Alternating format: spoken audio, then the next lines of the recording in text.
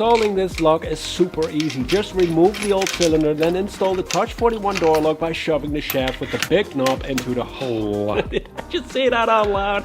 Then attach the small knob on the other side, put the long screw back in, and that's it. Really fast, even if you're clumsy like I am.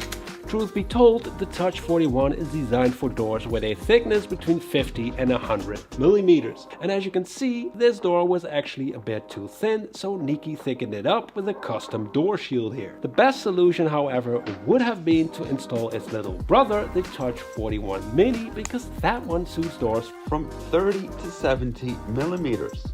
But to be fair, comparing it to traditional locks and keys, no cylinder is truly unique. So theoretically, there are keys out there that are able to open locks that they aren't meant to open. I don't want to freak you out, but looking at it like that, a fingerprint scanner is probably way more trustworthy than a traditional set of keys. Still, the front door is such a sensitive part of our smart home, and that's why I think a smart door lock will take some time and experience to get used to. I still really like the fact that its smart part is located on the outside of this door. With the Touch41, there's no need to use your phone or have that one in its proximity. You can always just use your fingerprint, which I think is the fastest and easiest way to open your door anyway without a Bluetooth connection. Other little benefits: you'll never be able to lock yourself out. You never have to get the keys to lock the front door before going to bed because you only have to turn the knob. Although safety wise, you probably shouldn't have a lot of glass in your door. The Wi-Fi Bluetooth box is a nice extra to allow people to enter your home when you're not around, yet it doesn't let you lock the door when you realize you forgot to do that, because you always need to turn the knob yourself.